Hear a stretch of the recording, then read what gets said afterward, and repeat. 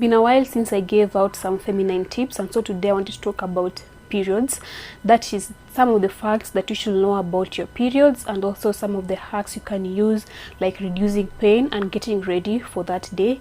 I know period is something that is highly googled. That means people are looking for information because it is a kind of sensitive matter, and so today I wanted to talk about some of that. So if that is something you're interested in, make sure that you continue watching till the end. And if you're new here, my name is Lois Odor, so let's get to the video. So the first thing that you should know is that your period can start as early as 8. So most of the time the starting period that is considered early is usually between 8 and 12 years, and that's okay because we usually have parents who are so concerned. Let's say their kids started having periods at 9 years of age, and they feel concerned because they know everyone starts at like 14 or 15. So it's normal 8 to 12 years for someone to start their period. And then the other thing is about the number of days that your period goes. Like it is normal for it to be as low as 2 days and as high as 7 days. So because maybe you'll have friends who have periods that go for like 4 days or just like 5 days, it doesn't mean that because yours goes for 2 days that yours is not normal. So if it is between 2 and 7 days, that is not considered the normal range. But then the only thing that can bring you worry for you to consider that this is getting to a worrying state if if it's not happening the same way it happens each and every month. Let's say your period is usually 2 days each and every month, then from nowhere it just starts going for a whole week or even more than a week. That can make you worry because that is not the normal way you are used to it. And then the other thing is about pain. You should know that some people experience pain during periods and some people don't experience pain. So if you don't experience pain, it doesn't mean that you're not normal, because I remember when you were in primary, people used to say, oh, those people don't experience pain when you are on your period, you're going to really experience painful labor. And I don't like all these myths that people usually have about pain during menstruation. So just know that we all have different kind of body and we all experience different kind of things due to that. So it's okay for you to either experience pain or not experience pain.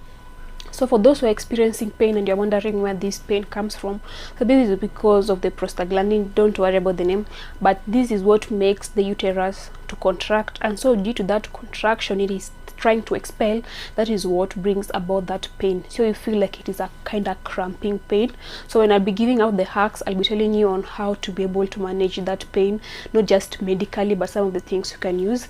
And then the other thing also is that due to this prostaglandin, because it is like moving around through your bloodstream, so apart from making your uterus to contract, remember these are muscles. When it moves like within your bloodstream, it can go to all the other muscles, so it can even go to like the bowels. And that is why most of the time, like for me, the only way I usually know I'm about to start my cycle is when I experience a light stool, because when this prostaglandin go to your bowel and it makes the muscles relax, that means it is so easy for you to pass stool when your muscles relax. And that is why some people usually complain of diarrhea or you are passing stool frequently. Yeah, that is because of that item that makes the muscles to relax. And then now when it comes to your period, is that during the first 2 days it is usually heavier than the rest of the days. Like if you're going for 4 days, during the first 2 days it will be heavier than the third and the fourth day. You should note that it usually has a kind of smell, because at times you might get worried if you hear it has a smell. But then the only thing that should worry you with the smell is your vaginal discharge, but not your period. The period usually has smell due to the bacteria, you know. So don't worry about the smell of the menstrual cycle, but the smell of your vaginal discharge. So after you're done with your cycle and you've gone back to the other part of the cycle, and now you're removing your vaginal discharge and that has a smell, then there is where the concern should be. And then also when it comes to changing your pads, you should change your pads. Like most people use 4 to 8 pads in a single day. This depends with how heavy your cycle is, the pad you are using, and also just your own something you want. Like you can just decide. Some people just decide like after every 2 hours I want to change, after every 4 hours I want to change. So it also depends with how you want it to be. You find that there's some pads that are quite light. Like I really don't want to use names, but you find that there are some pads that they are really quite light that even if you just use it, like if you go to sleep, you have to wake up in the middle of the night to change it because it's going to overflow. But then there are some that are really heavy, like they're so heavy that you can even sleep the whole night, and tomorrow like you wouldn't have stained the bed or something. So that is something to consider when choosing how many pads to use during the day. The type, your cycle, your own preferences. Yes, so when it comes to the hacks, I'm going to start with dealing with pain because that is one of the major ones. So when it comes to dealing with pain, something that I realize is so helpful, that is non-medical, is taking a warm shower. That whenever you feel that cramping, just go and take a warm shower, like not really hot water, but just warm shower. This will be able to relieve and relax your muscles.